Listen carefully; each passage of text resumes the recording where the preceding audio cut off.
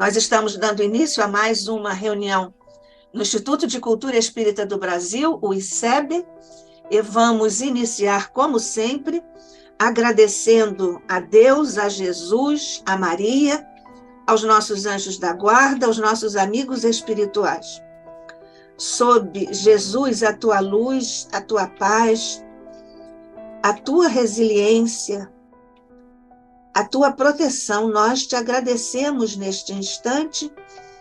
A reunião que vamos agora desenvolver, rogando-te ainda, Jesus, estendas essas bênçãos por sobre todo o planeta que diriges, como uma dádiva de nosso Pai, mas também te rogamos, Mestre querido, que permitas que o manto de Maria desça por sobre todos os cantos da terra, onde haja ranger de dentes, como tu anunciaste. Mas desce também sobre todos nós aqui no Instituto de Cultura Espírita do Brasil, o ICEB, por sobre os nossos mentores, representados por Diolindo Amorim, Jorge André, que estão atentos às nossas movimentações no esforço de buscarmos o melhor para o ICEB, e por sobre todos que em ambos os planos de existência estamos participando desta reunião fraterna.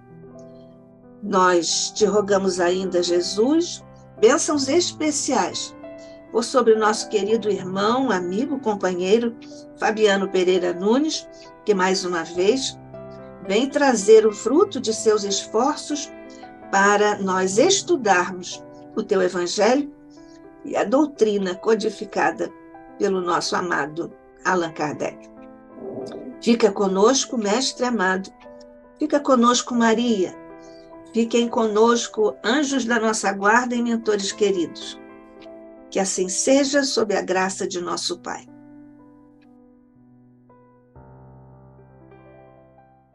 Então, nós estamos trazendo o Fabiano Pereira Nunes, que é médico intensivista, participa do Grupo de Estudos Espíritas Rivail, é articulista da revista Cultura Espírita do ICEB e é colaborador do programa Uma Bandeira para o Futuro, da Rádio Rio de Janeiro.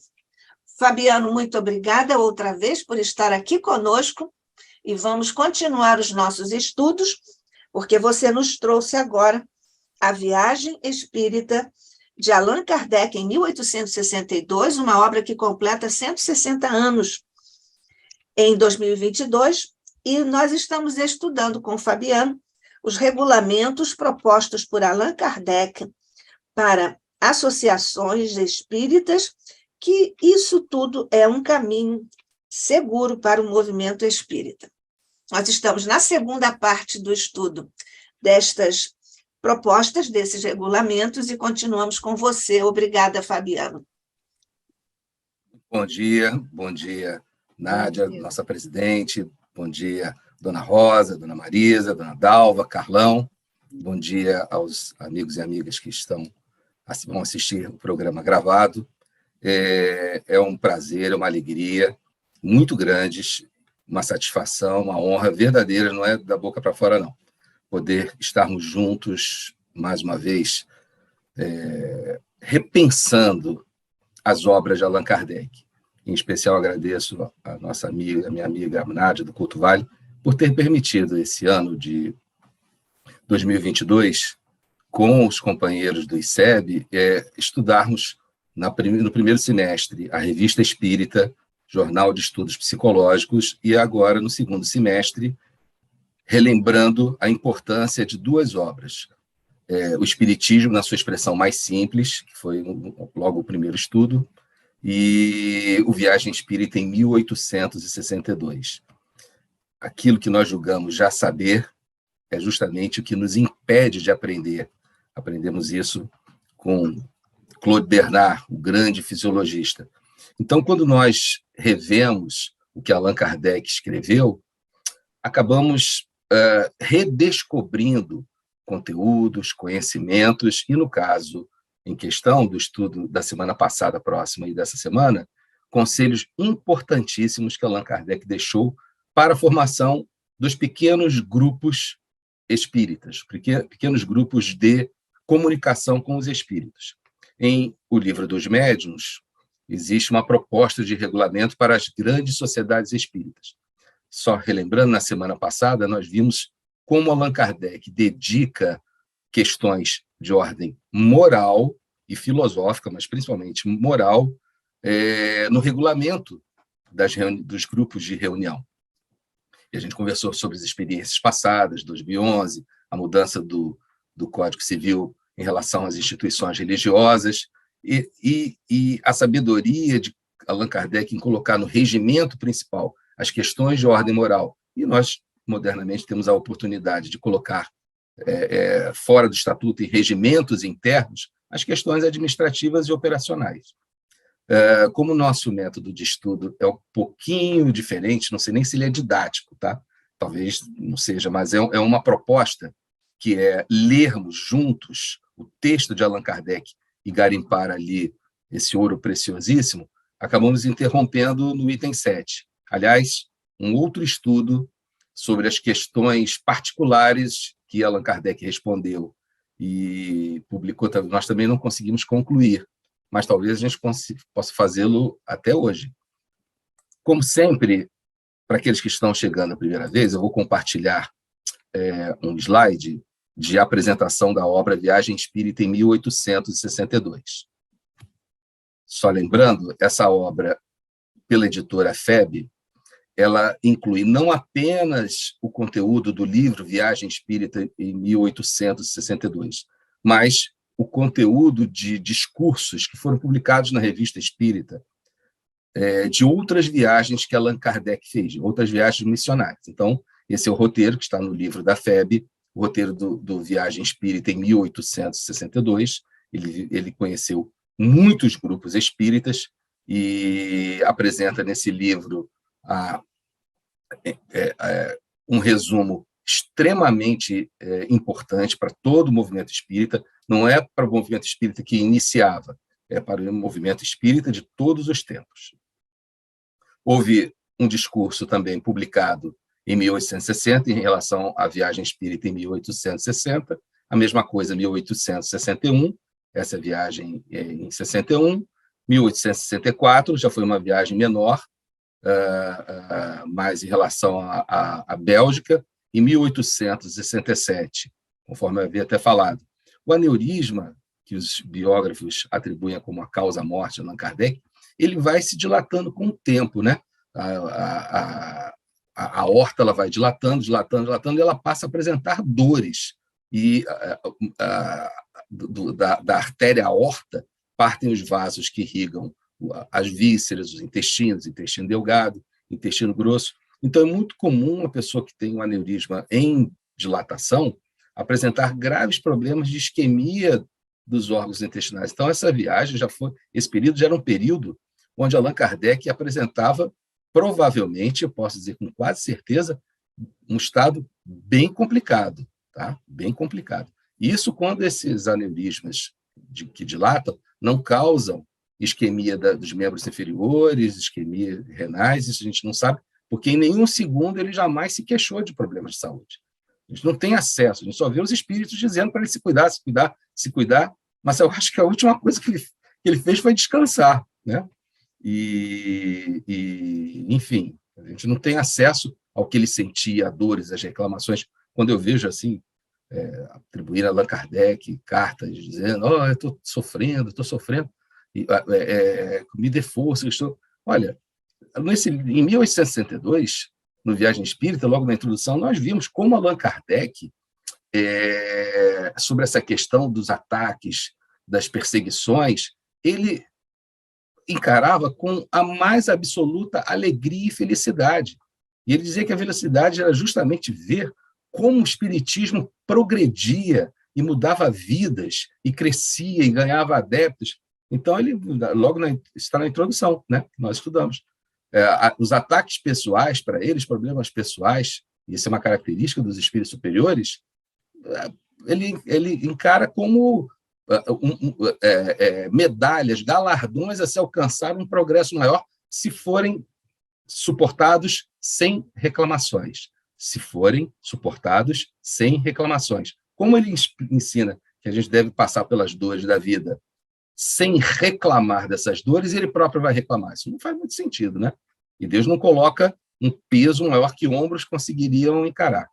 Por outro lado, todos os ataques que o Espiritismo recebeu, isso ele respondeu, mas sem fígado, né? Algumas respostas levaram 2 anos para acontecer, como a carta ao padre Marozzo. Não sei se em francês eu falei certo, tá? Mas é Marozzial. E esses últimos anos de vida foram os anos de total confronto com a Igreja Católica, com obras como o Evangelho segundo o Espiritismo, o Céu e o Inferno e a Gênese. Aí é que ele foi para o olho do furacão da crise com a Igreja Católica. Então, não faz muito sentido encarar Allan Kardec como um homem temeroso, pusilânime, vacilante. Acho que o Espírito de Verdade não colocaria uma missão desse tamanho em ombros frágeis, né?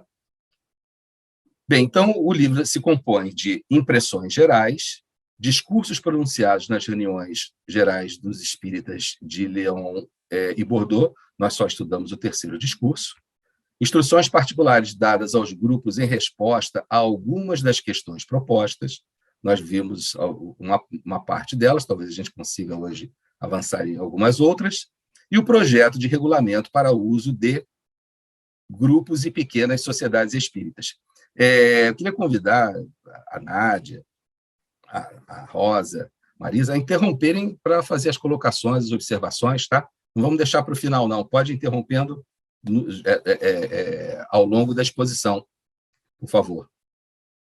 Tá bom? Bom, voltando a uma discussão que nós tivemos na semana passada próxima, no nosso estudo, em relação, não é a obra de hoje, mas é a continuação de uma discussão que tivemos no final do nosso estudo, em relação à atualização de algumas... Bom, tem gente que quer atualizar todas as obras que Allan Kardec publicou. Bom, primeiro ele vai ter que atualizar 33 obras. Você tem condições, tem tempo para fazer isso? Bom, ainda que tivesse tempo, a questão que a gente sempre levanta, elas precisariam de atualização ou o que nós precisamos é aprender a língua, melhor dizendo, lermos com mais atenção o que está sendo colocado em relação à gramática, ao vocabulário, que às vezes a gente lê rápido e passa batido, né? A gente passa batido. Então, em A Gênese, lá no capítulo 6º, Uranografia Geral, que é o capítulo que recebe maiores críticas em relação à sua atualidade, etc., a gente vai ver que logo na introdução de A Gênese, Allan Kardec escreve o seguinte: o mesmo sucede com esta obra, né, que está se referindo à Gênese, que podemos, por motivos semelhantes, apresentar como complemento das que a precederam. Então, vejam, a parte primeira de O Livro dos Espíritos ela é desenvolvida em A Gênese, os milagres e as predições segundo o Espiritismo. A parte segunda nós sabemos que é em O Livro dos Médiuns, a parte terceira em O Evangelho segundo o Espiritismo e a quarta parte em O Céu e o Inferno, ou A Justiça Divina segundo o Espiritismo. A introdução e o prolegômeno são desenvolvidas em o que é o Espiritismo na sua expressão mais simples, e na obra Resumo das Leis e dos Fenômenos Espíritas. São as obras que desenvolvem justamente a introdução de o Livro dos Espíritos, que é o grande... por isso que os Espíritos dizem que o Livro dos Espíritos está completo, porque ele consegue concentrar toda a filosofia espírita, e as outras obras desenvolvem, aprofundam as questões abordadas em O Livro dos Espíritos. E a Revista Espírita, Jornal de Estudos Psicológicos, é o Espiritismo na prática. Todos os conceitos morais, filosóficos, como nós vivemos no dia a dia, como nós aplicamos no dia a dia, quais são os casos práticos no mundo material, no mundo que nós vivemos, estão ali em A Revista Espírita. Então, Allan Kardec diz assim, apresenta como complemento das que a precederam, com exceção, todavia, de algumas teorias ainda hipotéticas, que tivemos o cuidado de indicar como tais e que devem ser consideradas simples opiniões pessoais. Allan Kardec mostra que elas são hipotéticas quando ele usa o futuro do pretérito. Quando ele usa o futuro do pretérito, ele já está dizendo, ali é uma incerteza, porque é uma teoria, uma hipótese.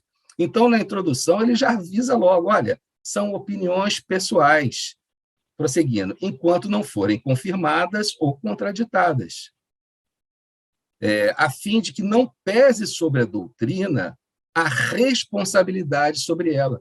Então, a responsabilidade delas. Então, ele já separa, olha, as questões materiais, elas são opiniões pessoais. O texto do espírito, que assina como Galileu é uma opinião daquele espírito, não é uma verdade espírita, não é uma verdade científica, é uma opinião pessoal, porque ela vai desenvolver a Gênese, não só a parte primeira, né, do Livro dos Espíritos, mas principalmente a parte primeira do Livro dos Espíritos, as questões em relação à natureza, a origem, destino dos espíritos, as relações dos espíritos com o mundo corporal, né? Esse é o objeto.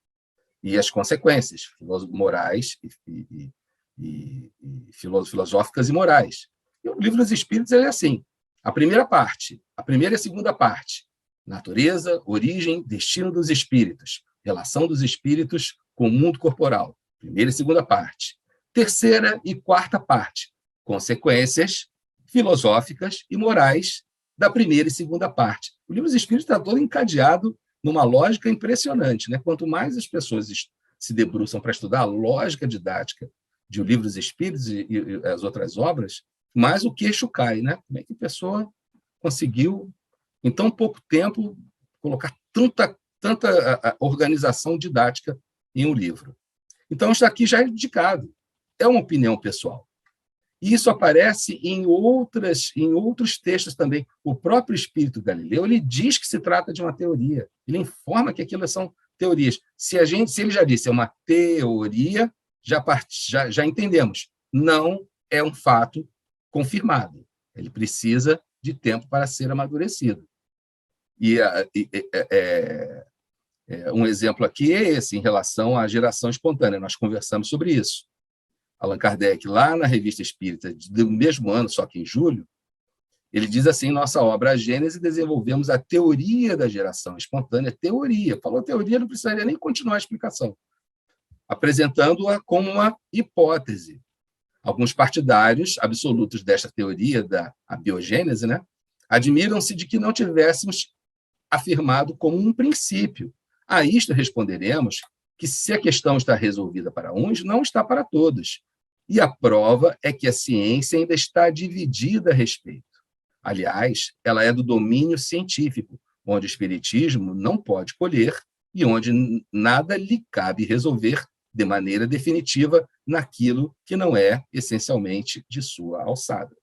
Então, está bem aí claro.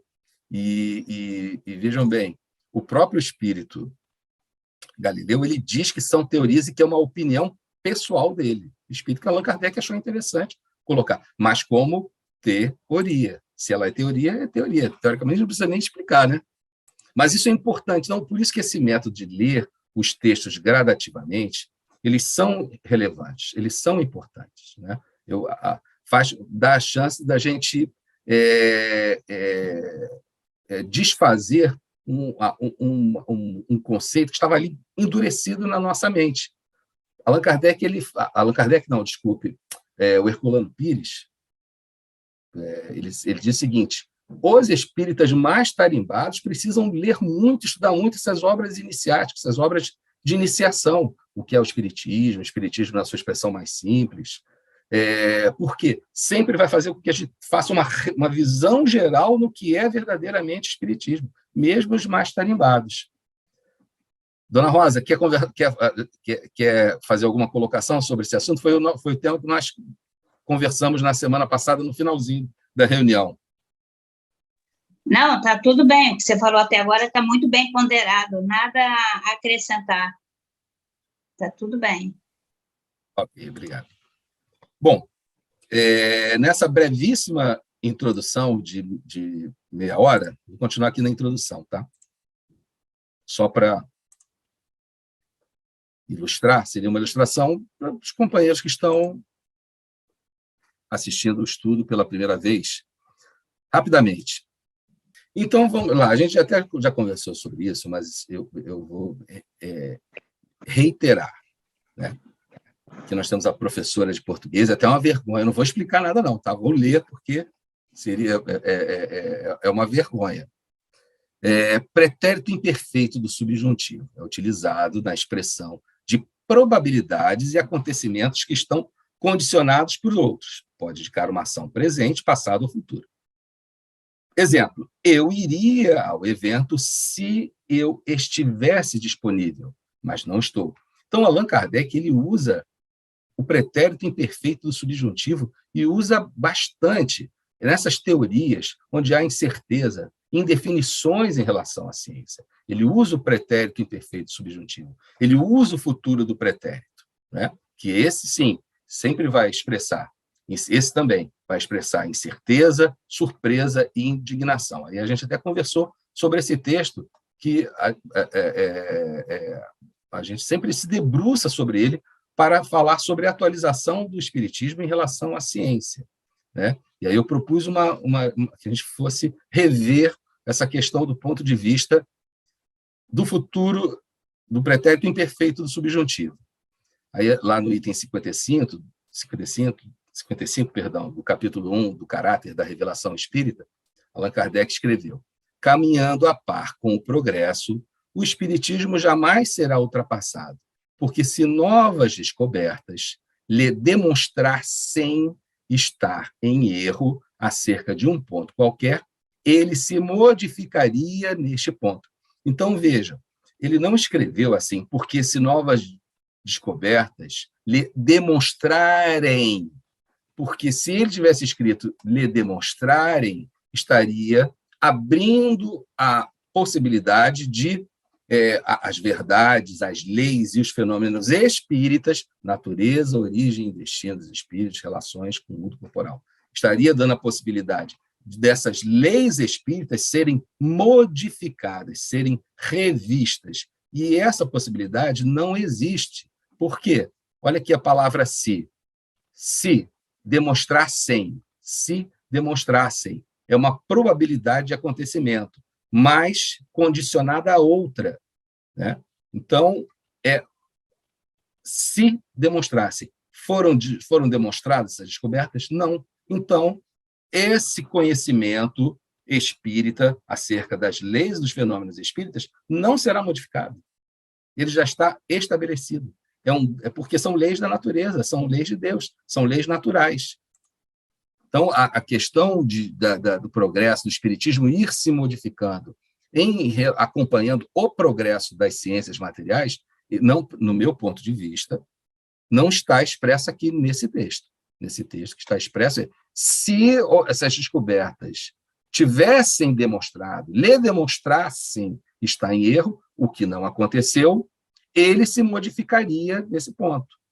Se ele quisesse dizer que vai se modificar, ele diria: se novas descobertas lhe demonstrarem estar em erro em um determinado ponto qualquer, ele se modificará nesse ponto. Ele não escreveu se modificará, escreveu se modificaria. Aí embaixo, se uma nova verdade se revelar, ele a aceitará. Então, tudo que o Espiritismo traz em relação, não vou ficar repetindo, né, porque é chata dessa, tivesse sido modificado, ele se transformaria, ele se alteraria, mas não aconteceu. Agora, se uma verdade nova, uma lei espírita nova, uma lei da natureza, uma lei de Deus nova, for revelada, aí sim ele a aceitará no futuro. Então, em relação à língua portuguesa, minha interpretação desse texto não é que o espiritismo vai ficar mudando à medida que a ciência vai se progredir e aí o espiritismo vai se atualizar. Não. Para mim, do meu ponto de vista, não é isso que está escrito. Aí eu queria perguntar às nossas professoras de português, se eu estou interpretando certo o texto ou pode ser melhor interpretado. Professora Nádia, professora Marisa, minha revisora eterna. Não, porque o subjuntivo é uma hipótese, né? Ele não está, como é que diz, comprovando nada. Então, você fica no plano da hipótese, não pode ser levado adiante, né? Causar alguma mudança. Então, não estou tão mal assim da língua portuguesa, né? Não, de jeito nenhum. Professora Nádia, professora Rosa, professora Dalva. Então, tá bom. Tudo bem, pode prosseguir, que está muito bom. Vamos seguir adiante. Terminamos a introdução, olha que coisa boa. Mas são observações, assim, que é aquele negócio, quando você gira determinadas chaves, a porta abre. E à medida que a porta abre, automaticamente você tem acesso a outras dependências da casa, a outras dependências. Porque são de base, né? Essas observações são de base. E foi muito o que aconteceu comigo por volta do ano 2009, 2010, quando eu comecei a estudar, reler, né, as obras de Allan Kardec, prestando atenção muito na questão da língua, parece que um outro espiritismo apareceu para mim. E aí, a partir daí, comecei a me debruçar, tanto tentando suprir as minhas deficiências na língua portuguesa, quanto as minhas deficiências em relação ao espiritismo. Mas será que foi por acaso que Allan Kardec, antes de mergulhar na terceira revelação e trazer a terceira revelação, embora ele não fosse o veículo, né, a revelação espírita era diferente, como está em A Gênese, será que foi por acaso que ele teria passado tanto tempo estudando tantas línguas? Com certeza não foi. Com certeza não foi. Tantas décadas, quantas décadas foram? As 4 décadas. E não só a língua francesa, como várias línguas, como o alemão, o grego, o latim. O professor Pastorino, é Pastorino? É Carlos Torres Pastorino, ele foi professor lá do Pedro II, não é isso? Estudava aqui com o nosso grupo espírita, já desencarnou aos 90 anos de idade, uma ex-aluna do professor Pastorino. E ele era professor justamente de grego e latim, não é isso? Que cabeça, né? Que cabeça, pois é, mas o que acontecia? Parece que ele leu mesmo 55 mil livros que estavam na biblioteca dele. Parece. Acho que foi Divaldo que disse isso. Olha, essa aluna de Pedro II, né, a avó Augusta, ela era uma das apaixonadas pelo professor Pastorino, porque ele era muito bonito, né? Disse ela, que ele era muito bonito quando era jovem, dava muito bem a aula, e as meninas do Pedro II ficavam encantadas com a aula. E aí, o que eles disseram? Ela disse que depois que você aprendia latim com o professor Pastorino, todas essas complicações da língua portuguesa, tanto as regras quanto as exceções, ficavam facílimas de entender e memorizar. Por isso, Fabiano, por isso, Fabiano, que o latim é considerado e chamado a matemática das línguas. Interessante. Nós paramos no item 7, tá? Viagem Espírita em 1862, projeto de regulamento para o uso de grupos e pequenas sociedades espíritas. 7. Os assistentes ou visitantes estranhos deverão ser apresentados por um dos membros do grupo, que por ele se responsabilizará. Então, olha só, essas coisas são muito, muito estranhas no funcionamento das sociedades modernas, né? Por quê? Das instituições espíritas modernas, porque normalmente elas vão, você começa como assistente, depois participa de algum trabalho, em algum momento começa a se envolver no processo de educação mediúnica, e aí vai entrando no processo de educação mediúnica e vai seguindo adiante, quase como que numa carreira militar, onde vão acontecendo as promoções por tempo, né? E não é o que Allan Kardec propõe para os grupos, não são os grupos de estudo, tá? São os grupos de prática da ciência espírita, que são as reuniões mediúnicas. Não existe espiritismo sem os espíritos. Então, a indicação é por afinidade e sempre com alguém assumindo a responsabilidade dessa indicação. Porque o mais importante aos grupos é eles terem comunhão de propósitos em torno da caridade. Lembra, no início a gente viu logo, Allan Kardec já diz de cara, os dois lemas são: fora da caridade não há salvação, e sem caridade não existe verdadeiro espírita. Quem nós somos, por que nós existimos e o que nós iremos fazer. Esse é o norte, ali está a bússola. Não pode sair dessa bússola. Nem nas relações pessoais, nem nas relações com os espíritos, nem nas relações com o presidente, com o diretor. Não, essa é a norma. A fraternidade, o entendimento, a comunhão de pensamentos, de propósitos. Então, no mesmo grupo, quando esses laços não são os laços da comunhão, dos propósitos, dos pensamentos, das intenções, automaticamente vão acontecer os problemas que a gente vê em muitas instituições, que são chapas para disputar o poder. A pessoa sai da reunião mediúnica e imediatamente já fala mal de quem estava trabalhando na reunião mediúnica. Não estou falando assim como se eu fosse o bonzinho, o santinho e acusando os outros, não. É um conselho, uma advertência, primeiramente, a mim. Né? Estou falando de experiência própria. Tá? E não é esse o propósito, não é a quantidade. O espiritismo, a reunião mediúnica, a reunião dos grupos, ela não se dedica, ela não tem preocupação com a quantidade, mas sim com a qualidade. A qualidade da comunicação, isso vai se refletir na qualidade das informações trazidas pelos espíritos. E veja, na reunião passada, foi no estudo passado? Não, no retrasado, nós vimos os textos de Allan Kardec sobre o que pode ser publicado ou não. Aí Allan Kardec fala de 3.000 mensagens de moral irreprochável, irretocável, de 3.300 são de qualidade muito boas. De 3.300 de qualidade muito boas.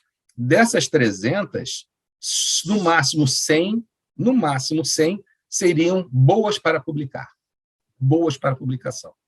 Então, vejam como é assim uma seleção puxada, é uma peneira muito fininha, é um funil com a pontinha muito fina. E para conseguir essas 100 de qualidade, olha, o método é esse. Tá? Não é para todo mundo. A reunião, o progresso dentro do trabalho mediúnico, dentro das reuniões de comunicação com os espíritos, não pode ser como no militarismo, promoção por tempo de serviço. Não. Isso pode até parecer um elitismo, mas não é um elitismo.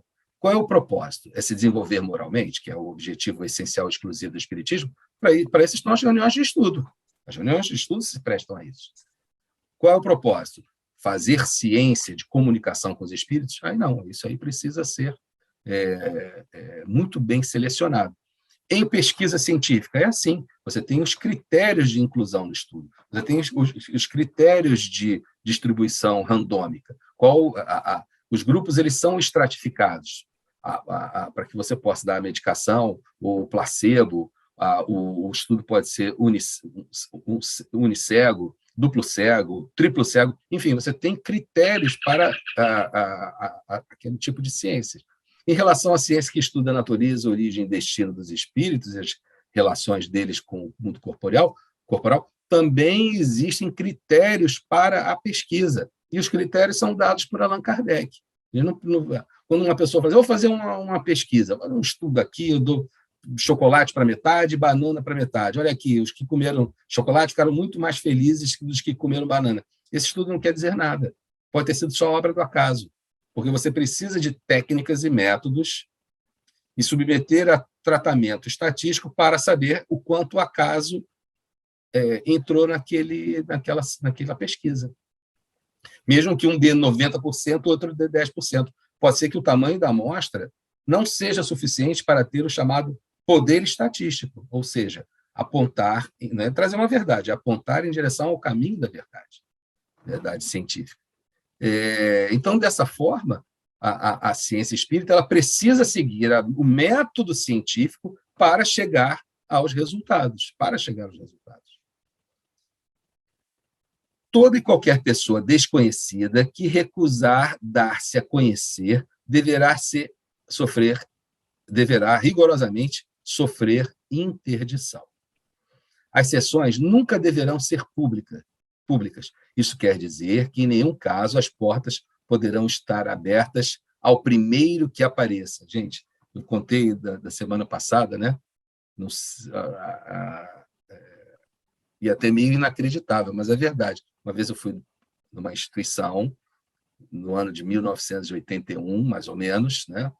E funcionava assim: a reunião de desobsessão, chamada reunião de desobsessão, acontecia numa mesa, com os médiuns ali, os espíritos eram trazidos, e nós podíamos assistir lá nas cadeiras da assistência, lá na plateia de assistir palestra, a gente assistia a reunião de desobsessão. E aí vinham os espíritos, aí os espíritos gritavam, socavam a mesa, um grupo ficava apavorado, outros, como eu, queriam sentar lá na frente, na primeira fila. Eu queria ver aquela fofoca de perto, assim, esticava aí do pescocinho para ver o que ia acontecer. E não preciso dizer que a reunião ficava lotada, né? Lotada, claro. Um espetáculo. Primeiro que a pessoa achava que o espírito que estava ali sendo doutrinado era dela.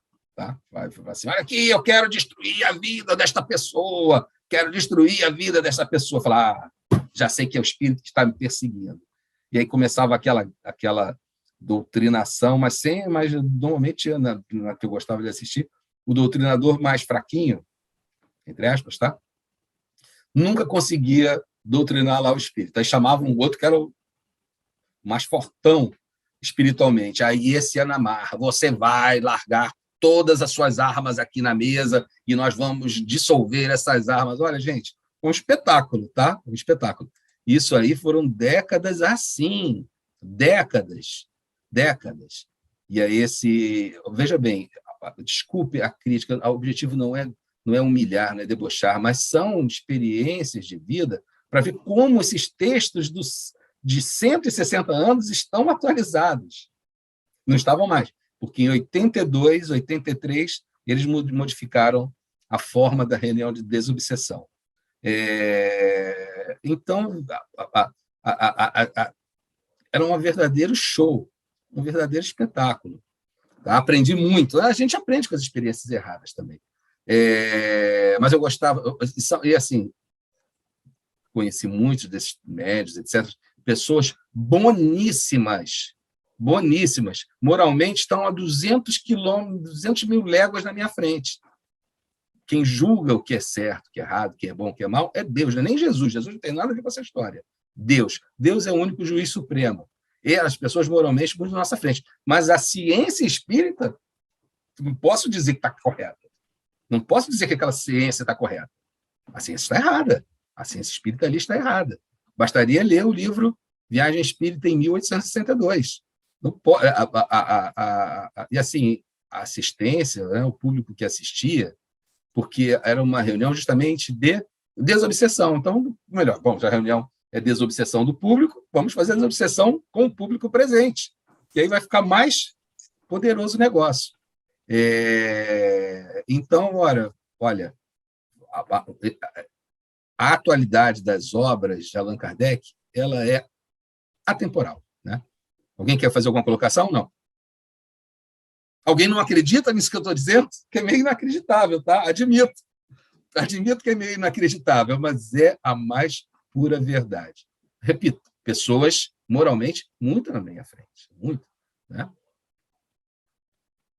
Então, tá. As sessões nunca deverão ser públicas. Tá? Esse nunca é nunca, né? Tendo em vista que o Espiritismo visa a união fraternal de todas as seitas, sob a bandeira da verdade, olha, isso é uma outra questão muito complicada, tá? Muito complicada. Ainda bem que nós temos o nosso professor Barazil trazendo as questões de Espiritismo enquanto religião, etc., a visão de Allan Kardec sobre a religião. Isso é motivo de polêmica até hoje. E duas questões são a cunha que divide o movimento espírita. Uma cunha é a cunha política, tá? Uma cunha política, está dividindo o movimento espírita. E até nessa obra, Allan Kardec fala várias vezes que tudo que se relacionar à política tem que ser afastado. No terceiro discurso que nós estudamos, Allan Kardec fala, olha, não são as questões sociais, O nosso objetivo, estarmos reunidos, é a caridade. Aí ele explica por que é a caridade que vai produzir todas as transformações realmente verdadeiras, eternas, perenes, porque ela justamente vai remover do coração das pessoas o orgulho, o egoísmo, aí o resto tudo vai funcionar, porque você vai retirar o materialismo e substituir pelo espiritualismo, e mais ainda, pelo espírito de servidão, de serviço, né? A servidão voluntária, que é a essência do cristianismo e, por consequência, a essência do espiritismo. Então, a política é uma cunha que está dividindo o movimento espírita, e essa questão de ser ou não uma religião é outra cunha que está dividindo o movimento espírita. Allan Kardec fala milhares de vezes sobre isso. Em O Evangelho segundo o Espiritismo, tem a mensagem no capítulo 2, de que, se não me falha a memória, que é sobre Moisés, que quem assina é um chamado um espírito israelita. Um espírito israelita, a gente vai descobrir na Revista Espírita, que era o avô de um dos membros da Sociedade Parisiense de Estudos Espíritas, que trazia suas reflexões a respeito do judaísmo e do espiritismo. E Allan Kardec achou interessante aquela mensagem, fez uma remodelagem e publicou lá em O Evangelho segundo o Espiritismo sobre Moisés, um espírito israelita, e posso estar falhando com a memória em relação ao título, mas um espírito israelita está ali, sim, e fala sobre Moisés e o judaísmo, sim. E aí ele fala sobre essas questões do judaísmo. Então, era um israelita participando da reunião. Havia pessoas sem religião, havia protestantes, havia católicos, havia muçulmanos, porque as reuniões eram para conhecer e se aprofundar nas leis naturais, nas leis de Deus, ou leis espíritas, nas leis da natureza, nas leis morais. E ele não queria levantar esses muros que, quando você institucionaliza um grupo, ele passa a existir. Isso é fato. Se você fizer, vou na comunidade, vou atender a comunidade do Salgueiro, etc., etc. E ali fala assim, olha, vocês vão receber a bolsa de auxílio, mas vão ter que participar da evangelização. Essa evangelização, os pais eles não respeitam, porque evangelização, quem dá é a igreja deles lá na comunidade, é a igreja protestante, ou a igreja católica, mas a maioria é de vertente protestante. Eles não aceitam, não querem aceitar. As crianças gostam, óbvio, né? As crianças gostam, mas os pais não aceitam. Você levantou um muro, como você falou, a palavra evangelização. Aqui no Recreio, eu participei de uma instituição, né, onde a palavra não era evangelização, era oficina de valores morais. Aí os próprios pastores indicavam, coloca lá mesmo, que é bom que à tarde eles vão ter aula de matemática, aula de português, aula de profissionalização, e ainda vão ter oficinas de valores morais. Ou seja, você derrubou a barreira, derrubou o muro, derrubou a fronteira. Então, olha, 8, tendo em vista que o Espiritismo visa a união fraternal de todas as seitas, sob a bandeira da verdade, e considerando que a sociedade admitirá membros ou assistentes sem distinção de crença, ficam proibidas, nas reuniões, toda forma de prece ou sinais litúrgicos quaisquer próprios a culto especial, cabendo a cada pessoa fazer em particular aquilo que a consciência lhe prescrever. Então, assim, Ave Maria, etc., Allan Kardec interditava. Por quê? Está muito relacionado à Igreja Católica. Aí você vai transformar a reunião num constrangimento para outro. Não é por ser politicamente correto, é porque qual é o objetivo essencial e exclusivo do Espiritismo? Então, ele não quer o espírito de seita. Mas agora não adianta, né? O Espiritismo ele se institucionalizou como uma religião. Então, daqui para frente. Mas que não era, pelo menos até 1868, não é esse o sentido de instituição religiosa que era defendido, isso não era. Tá? Nota, tudo nas sessões deve ser feito religiosamente, porém, nada deverá dar-lhe o caráter de reuniões de seitas religiosas. Então, é feito religiosamente, porque é feito com base em Deus, no amor, na caridade, no bem do próximo, nos valores morais, nos valores cristãos, com respeito aos espíritos, enfim, é esse o critério. E, religiosamente, está muito relacionado a compromisso, não é? A você ter a responsabilidade sobre o compromisso. Ah, está chovendo, não vou. Não, vai de guarda-chuva. Ah, está fazendo... Está ventando muito, não vou. Não, você vai. Não, mas tem um batizado hoje, não vou. Não. Isso religiosamente, inclusive, se refere a assiduidade, pontualidade, responsabilidade. Eu tenho um parente que, quando faltam 10 minutos para o início da reunião mediúnica, aí quer sair de casa para ir para o centro espírita. Eu falava antigamente, né? Assim, pô, mas não está muito em cima da hora, vai dar tempo de chegar. Religiosamente significa pontualidade, né? Responsabilidade. 9. A ordem dos trabalhos no decorrer das sessões está fixada como se segue, salvo as modificações ditadas pelas circunstâncias. Todas as comunicações recebidas na sociedade são de sua propriedade e ela pode delas dispor. Então, vejam só. Isso aqui, lembrem-se, que eram abaixo-assinados. Os membros do grupo assinavam. Assinavam por quê? Porque vai na justiça? Não.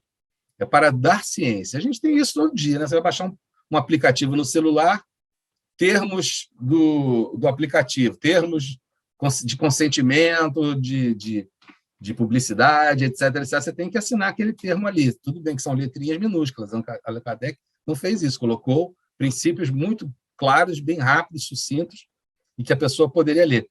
Mas não é porque ela vai entrar na justiça se ela não cumprir, não, mas é para ela ter consciência. Pelo menos uma vez ela vai ter lido, ela vai ter consciência e ela assumir um compromisso, né? As pessoas moralizadas são assim, elas assumem compromissos e mantêm aquele compromisso até o fim, né? Então, a comunicação que um médium recebe não pertence a ele, pertence ao grupo espírita. E esse grupo espírita vai usar ou não aquela comunicação, inclusive com a liberdade de dizer essa comunicação é uma comunicação que é ruim para a publicidade. Essa comunicação ela é prejudicial à causa, ela está com erros. E a pessoa não pode se sentir melindrada sobre isso. Ela não pode se sentir... Já viram isso acontecer numa instituição espírita? Recebeu, está recebido, foi o espírito que disse, está acabado, né? Já entrei em algumas encrencas assim, tipo, a gente prepara uma reunião, né, um encontro, estudando um determinado objetivo, aí o objetivo, a gente fica horas e horas, objetivo geral, objetivo específico, cada etapa do encontro, vocês que também organizam o encontro sabem como isso é. Não é nada, é bem penoso, né? Dá um trabalho danado, não são muitos dias e horas naquela organização, aí convidamos um determinado amigo a fazer um estudo, né?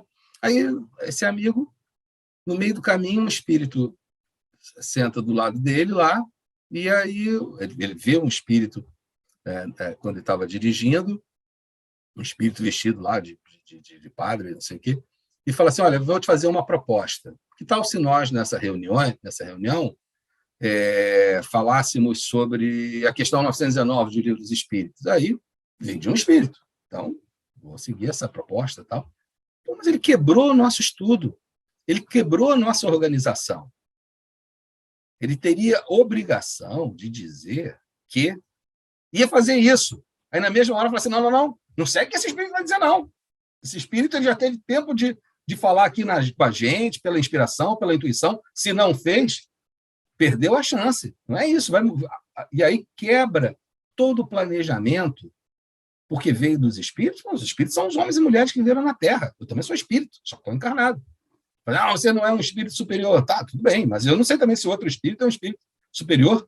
Pode ser que ele seja um espírito pseudo-sábio, né? E pode ser que ele seja um pseudo-sábio. Então, você tem lá um pessoal que fica horas e horas e horas e horas e horas planejando. Então, não planeja nada. Recebe tudo mediunicamente e toca o bonde. Não, existe na Terra. A gente está na Terra justamente para ser orientado, aconselhado, inspirado, mas não para o outro camarada chegar e falar, apaga tudo isso, a não ser que eu submeta a ele. Olha, fiz esse planejamento, qual a sua opinião? E aí ele vai dar opinião, eu já vou seguir ou não aquela opinião. Vou seguir. O Espiritismo é uma ciência de lógica, de razão, de racionalidade. O que não estiver de acordo com a lógica, com a razão, com a racionalidade, você corta, mesmo que tenha vindo de um espírito que você tem uma tremenda consideração. É assim a ciência espírita que a gente aprende com Allan Kardec. Você corta, fala, vou guardar para depois. Pode ser, sim, pode ser que não. Então, as comunicações... A gente conversou na semana passada sobre o caso do médium, né, senhor Rose, ou Rosé, não sei, não, acho que é Rose mesmo, em francês, que era um médium que recebia o espírito de Jorge, o espírito de verdade, assinava, e aí, em 59, 60, acho que 61, o Rose já tinha saído da Sociedade Parisiense dos Espíritas. Ele apresenta a Allan Kardec umas mensagens do livro do Espírito de Verdade, com a mesma caligrafia, com a mesma assinatura. Aí Allan Kardec analisa e diz, esse não é o Espírito de Verdade. Não vamos publicar, não vamos divulgar, porque esse não é o Espírito de Verdade. E explica por que aquele não era o Espírito de Verdade. Aí o seu Rose não aceita e sai da Sociedade Parisiense dos Espíritos, publica essa obra, publica essas outras obras, e quem está pesquisando para ver se consegue encontrar esses livros a título de estudo, não é para seguir o que o Espírito, que não é o Espírito de Verdade, disse, mas muitas pesquisas são feitas a título de estudo mesmo, né? Mas você não consegue encontrar essas obras. Nem o senhor Rose é conhecido, nem as obras foram valorizadas, porque saiu desse critério bem claro. É a sociedade, é o grupo que vai analisar e decidir se aquela comunicação, primeiro, a identidade do espírito está correta. Segundo, o que o espírito disse passa pelo critério da lógica, da razão, do bom senso, do que nós já sabemos das leis e dos fenômenos espíritas, das leis da natureza, o que nós já sabemos das leis espíritas, e passado por isso, se ela é boa para publicação, porque pode ser uma instrução boa para uma reunião particular, para aquele grupo, para aquelas pessoas. Não quer dizer que sejam boas para todo mundo saber. Algumas instruções são para aquele grupo e apenas para aquele grupo, né? Então, a propriedade ela é da sociedade e a pessoa tem que estar ciente que vai ser rasurado, vai ser modificado, vai ser adulterado ou pode ser totalmente descartado. Aí Allan Kardec diz assim, serão transcritas e conservadas para serem consultadas de acordo com as necessidades. Então, vai ter a comunicação verbal ou escrita, vai guardar. Em alguma oportunidade, pode ser necessário, ou não, ou pode não, ou talvez não importa, mas desapegue-se da comunicação e do médium. Isso é um erro muito grave. Muitos médiuns se sentem melindrados quando as suas comunicações são questionadas. Em vez dele analisar, assim, poxa, que bom, não, realmente, o interesse não é do médium, o interesse é do espiritismo. Os médiuns, através das quais tiverem sido transmitidas, poderão guardar uma cópia. Bem, a cópia é sua, se quiser, né? Na época nem tinha xerox. Então, era praticamente dizer para não guardar nada. Você tem que escrever tudo de novo, acho que as pessoas teriam uma certa preguiça. Será feita uma coleção especial das comunicações mais instrutivas, cuidadosamente copiadas em um livro particular, constituindo espécie de guia ou agenda moral da sociedade, e cuja leitura será feita de tempos em tempos. Então, algumas instruções importantes para aquele grupo, eles passavam para o livro de ata. Tá? Lá na Revista Espírita, dos primeiros anos, havia o Boletim da Sociedade Espírita de Paris, com casos até interessantes, muito bom de se estudar. Depois, Allan Kardec parou com a publicação desse boletim da ata da reunião da Sociedade Espírita de Paris. Mas ali naquele boletim que a gente vê o caso, que a gente conversou também na semana passada, do falso São Luís, um espírito que se apresenta como São Luís, na reunião Allan Kardec não percebe que não era o São Luís. Aí, na outra reunião, relendo as mensagens, mas isso aqui não é São Luís. E aí ele pergunta, São Luís diz, realmente era um outro espírito. Mas espera aí. Você não fez nada, deixou o espírito se apresentar como seu nome? Você não viu as pessoas que foram convidadas a participarem da reunião, elas não estavam em comunhão com o grupo. Allan Kardec aperta mais o Espírito São Luís, às vezes São Luís, bem, não disse isso, tá? Isso aí é minha interpretação do que o São Luís diz. Bem, quem aqui é o codificado? Quem aqui é Allan Kardec? Não sou eu, você que tem que é Allan Kardec. Allan Kardec, não. Cabe a você ver se está certo ou não. E esse boletim é muito importante, né? Essa comunicação é muito importante. Viram quantas vezes nesse texto Allan Kardec fala sobre o critério de inclusão na reunião, quem pode assistir? Alguém vai te trazer, ele vai assumir a responsabilidade. Olha, eu estou trazendo essa pessoa porque ela é assim, assim, assim, assim, credenciada para estar presente na reunião. Não é credenciado do ponto de vista da academia, né? Pode até ser, eventualmente, algum tipo de observação ou estudo específico, claro, mas a credencial é moral, é muito mais moral do que realmente titulação no mundo. Embora você possa ter pesquisadores querendo fazer pesquisa. Tudo bem, isso é uma motivação moralmente aceitável. 11. O presidente interditará a leitura de toda a comunicação que tratar de assuntos dos quais a sociedade não se ocupar. Então, o camarada está lendo alguma coisa, e o presidente ele percebe que isso é um assunto que não é para ser debatido numa reunião, não é censura, gente. A gente fica com essa palavra da censura, não é censura. Mas qual é o objetivo do grupo? O objetivo geral e específico. Se está saindo desse objetivo, vai dar contento. Vamos falar sobre o campeonato do Flamengo. O Flamengo foi tricampeão da Libertadores e campeão da Copa do Brasil. Vai dar briga. Então, o presidente ele vai intervir e falar, gente, esse assunto vamos ocupar quando terminar a reunião. Agora, embora o Flamengo mereça e muito, não pode ser tratado. 12A. O silêncio e recolhimento devem ser observados durante as sessões. Mas isso é óbvio. Não necessariamente. Se você tem uma reunião com muita gente e um fala uma coisinha com o outro que está do lado, rapidinho, tá? É a nossa senha aqui no Brasil para fazer as coisas. Eu paro num lugar que não pode parar, estacionar o carro, mas é rapidinho. É rapidinho. E eu entro num lugar que não era para entrar, mas é rapidinho. Esse é rapidinho é a nossa senha para fazer a maior bagunça em tudo que tem que ser correto. Então, ele vai falar com alguém que está ao lado, mas é bem rapidinho. Só que esse rapidinho ele causa transtorno, principalmente se tiver muita gente fazendo um comentário rapidinho. Tá? E aí, o silêncio e recolhimento devem ser observados durante as sessões. Ficam proibidas as discussões fúteis, de interesse pessoal, de pura curiosidade, feitas com a intenção de submeter os espíritos à prova, bem assim aqueles que não tiverem um fim instrutivo. Ficam igualmente proibidas as discussões que desbordarem os interesses da sociedade, bem como a apresentação de questões estranhas à sua finalidade.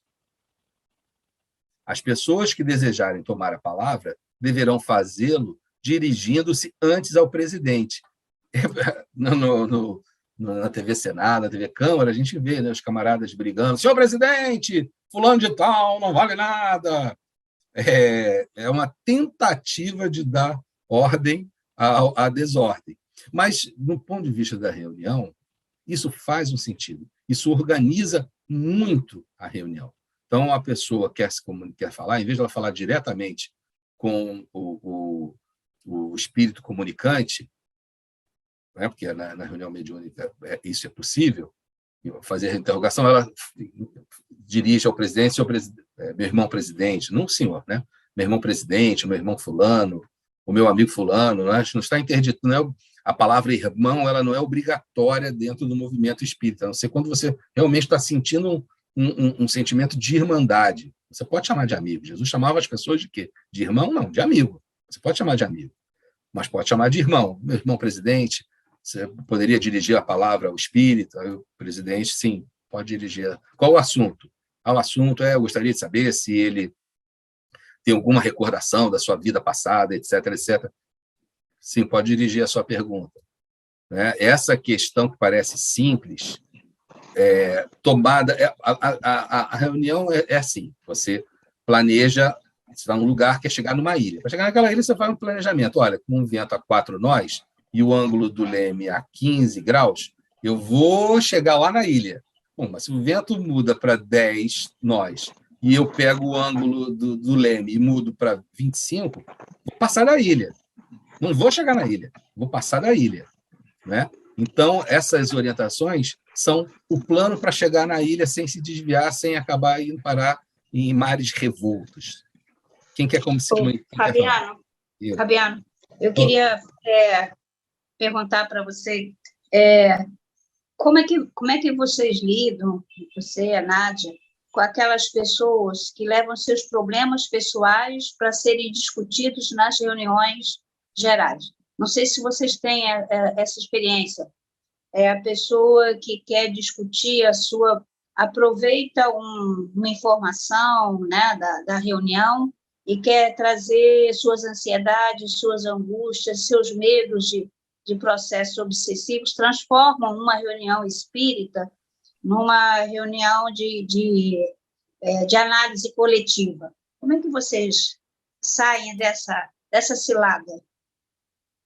Na prática, né? Que na teoria já está aqui escrito, né? Na teoria... Sim, eu sei, a teoria parece sempre muito fácil, mas na hora nem sempre é fácil para não magoar, vamos dizer assim. Sim, a pessoa que se acha no direito de trazer seus problemas pessoais para uma reunião... Olha, vou começar muito cedo no movimento espírita, tem vantagens e desvantagens. Eu até já falei para vocês.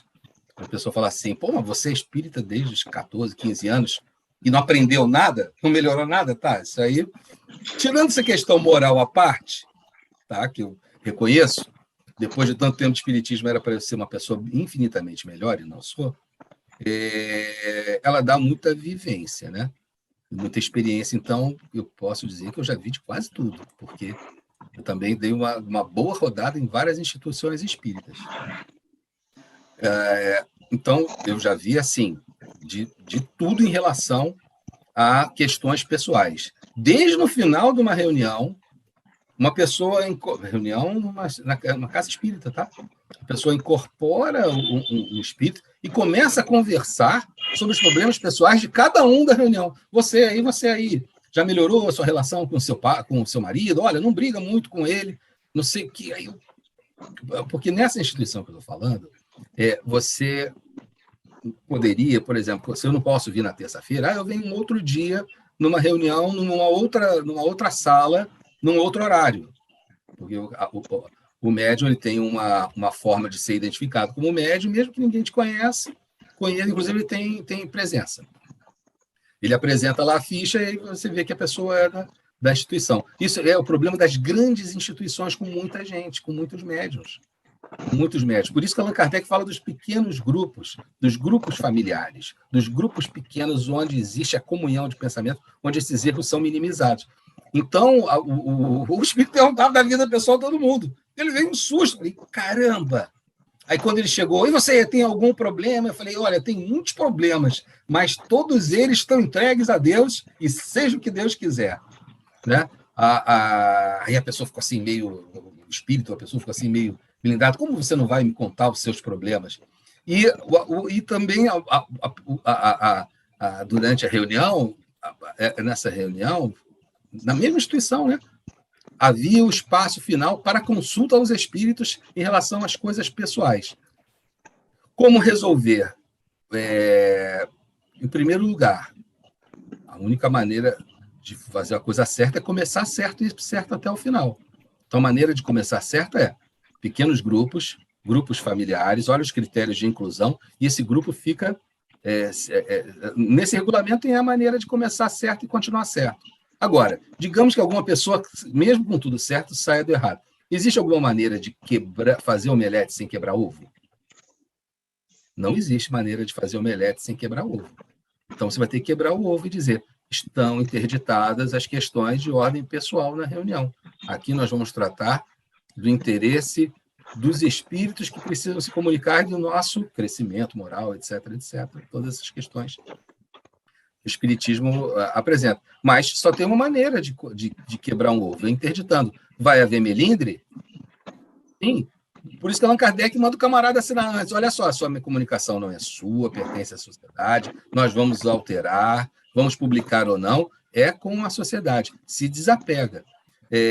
Então, você vai ter a questão do melindre, vai ter gente que vai abandonar. Claro, o senhor Rose abandonou. Lá a sociedade pode estar debaixo de Allan Kardec, assim, abraçava. Allan Kardec usava muito a mediunidade do senhor Rose, porque ele era um médium sonambúlico, né? Trazia comunicações espetaculares, foram trazidas através do senhor Rose. E ele saiu, se magoou, se melindrou. Só tem um jeito de fazer o que é certo, às vezes. É melindrando. Contanto que, veja bem, qual é a técnica que o Espiritismo ensina? Você sempre tem que ser duro com a questão e caridoso com a pessoa, né? Duro com a questão e caridoso com a pessoa. Quanto mais grave a questão e mais duro você precisa ser com a questão, mais caridoso com a pessoa você tem que ser. Então, você passa uma camadinha de açúcar. Meu irmão, eu gosto muito de você, você é meu amigo, a sua amizade é importante para mim, e depois vai para a questão dura. E seja tão duro quanto for necessário. Aí depois você dá mais uma camadinha de açúcar. Não fique chateado, não é para o seu mal, é para o seu bem. Eu continuo sendo seu amigo, continuo te admirando. Você é uma pessoa de valor que nós gostamos e precisamos de você. Aí dá mais uma, mas não é possível, não vai ser possível fazer isso assim, assim, assim, né? E aí Allan Kardec aqui no regulamento diz, se isso nada der certo, a pessoa vai ser convidada a se retirar. Não sei se já estudamos no passado ou é adiante. A pessoa vai ser convidada a se retirar para o bem maior, né? Fala lá, Nádia. Não, é porque a Rosa nos incluiu a ambos nessa sim, claro. questão, que é uma questão delicada, e principalmente, agora você fez uma observação que me fez lembrar uma frase da minha mãe querida, porque ela sempre dizia assim, minha filha, nós devemos ser como a rapadura, firmes, mas doces. Então, e sabendo que, acima de tudo, deve a caridade presidir todas as nossas ações, portanto, todos os nossos atos, todos os nossos pensamentos nas nossas relações, quando isso acontece à mesa mediúnica, quando as pessoas dizem dirigentes, né? Nós somos ali um elemento de ligação só.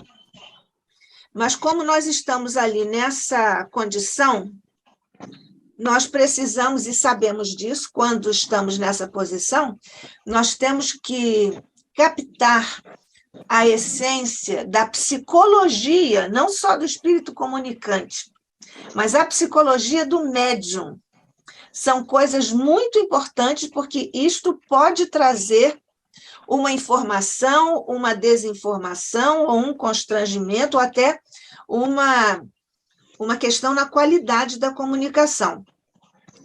Se o médium estiver muito necessitado de falar sobre uma questão pessoal, é bom nós dizermos a ele que, ao final da reunião, nós vamos conversar, que os espíritos amigos que presidem a reunião poderão ajudá-lo, e se ele não conseguir se recompor, ele vai até o final da reunião, assim, mesmo sendo assistido, na confiança de que está sendo assistido. Essa norma que Kardec nos traz, que é uma norma lógica, formal, muito própria, claro, da lógica que é a base da nossa doutrina, e também do espírito cartesiano da, digamos, civilização francesa, isso pode criar muitos problemas pessoais, engendrando muitas dificuldades de caráter espiritual. Então, é melhor que nós sejamos capazes de contemporizar. Isso não significa que nós vamos ser coniventes, não significa que nós vamos deixar o médium falar sobre aquilo, mas como, pelo menos na experiência que eu tenho, no início nós sempre fazemos o estudo do Evangelho, meia hora, e o estudo do Livro dos Médiuns. Já nesse momento do estudo, nós podemos verificar pela psicologia do médium que ele está precisando desabafar. Nós podemos aproveitar esse momento para trazer Jesus misturado ali com Kardec e fazer determinadas observações. Chegar ao ponto máximo de, durante uma reunião, palavra dura, expulsar um médium, nunca tive essa experiência, nunca houve essa necessidade, e acho que em reuniões verdadeiramente sérias, com o apoio dos mentores reais, acho que isso dificilmente chegará a esse ponto. Se chegar, vai ter que ser assim como Kardec manda. Mas eu acho que dificilmente chegará.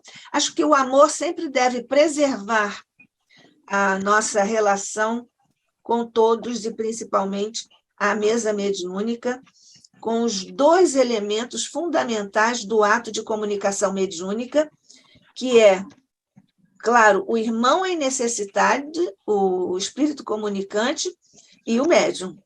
Então, verificadas as necessidades de ambos, vamos sempre tentar canalizar a capacidade, a potencialidade do médium para ajudar o espírito, porque esse é o propósito. O que não significa que o médium ali não esteja também em necessidade, mas buscando identificar a necessidade, nós podemos dirigir, deslocar um pouco o eixo da questão que o médium traz, colocar ali Jesus e a orientação do Evangelho. Isso vai sendo trabalhado porque os mentores nos ajudam demais quando nós estamos conversando com os espíritos. É o seguinte, veja bem, Allan Kardec, ali logo nos primeiros itens, ele estabelece, o lema é: fora da caridade não há salvação, e não existe caridade sem verdadeiro espírito. Então, até o espírito cartesiano da filosofia francesa, ele quebra aí, porque a prioridade é fazer o bem através de pensamentos, né, a benevolência, perdão das ofensas, etc. Então,